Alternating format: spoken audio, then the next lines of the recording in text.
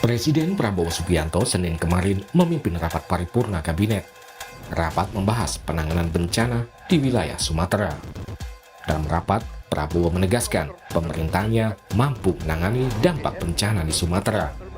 Presiden juga menjelaskan alasan tidak menetapkan bencana di 3 provinsi di Sumatera sebagai bencana nasional. Sehingga saya ditelepon banyak pimpinan kepala negara ingin kirim bantuan, saya bilang terima kasih. Concern Anda, kami mampu. Indonesia mampu mengatasi ini. Ya.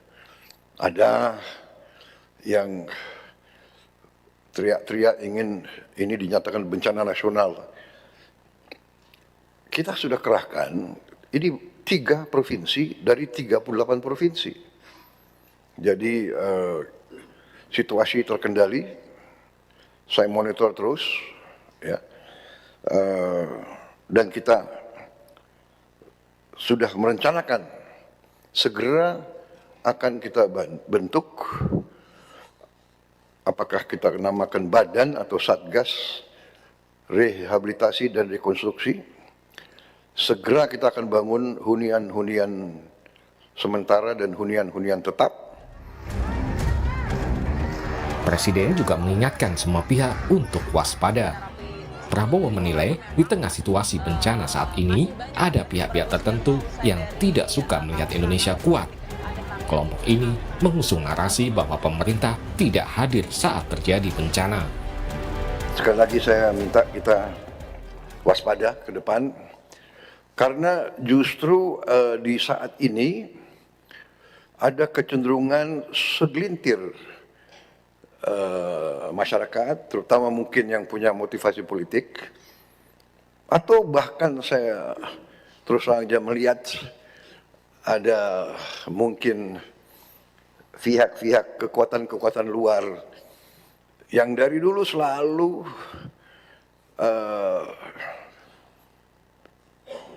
saya tidak mengerti, tidak suka sama Indonesia, tidak suka Indonesia kuat, Indonesia mantap gitu.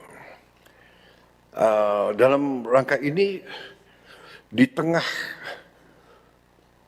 bencana, di tengah musibah, mereka yang ditonjolkan adalah kebohongan, ketidakbenaran. Dikatakan pemerintah tidak hadir. Puluhan ribu dalam saat-saat yang pertama sudah dikerahkan ke situ. Kita lihat buktinya. Saya lihat sekarang ini mungkin ada pihak yang khawatir karena rakyat baru sekarang lihat pemerintah Indonesia ini ternyata kuat.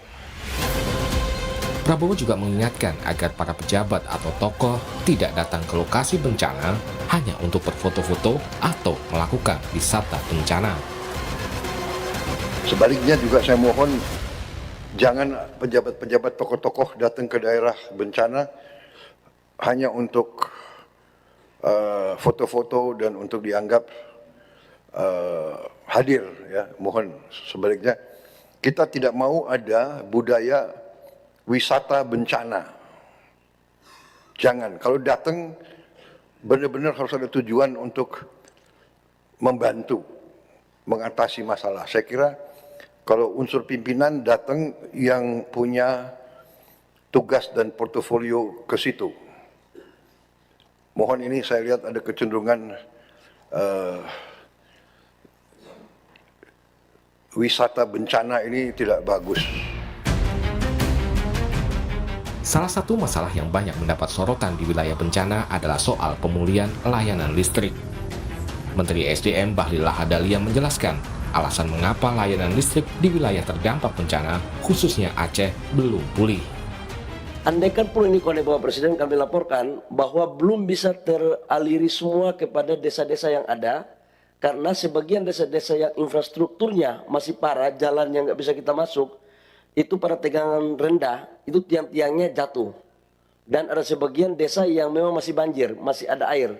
Kalau ini kita paksakan untuk aliran listrik itu akan berdampak pada kecelakaan di masyarakat.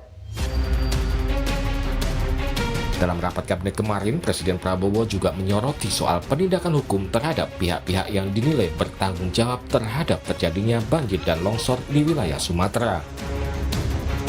Prabowo meminta Menteri Kehutanan tidak ragu-ragu menindak perusahaan yang melanggar hukum sehingga mengakibatkan bencana.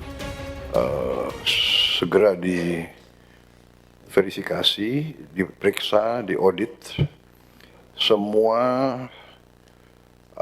perusahaan yang memegang konsesi yang tidak mentaati peraturan itu ditindak, ya, dilihat seberapa besar pelanggarannya dan itu dicabut.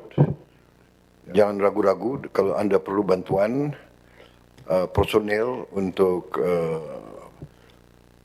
investigasi, minta saja nanti ke KL lain, ya. Minta mungkin bantuan Polri, TNI, atau KL lain.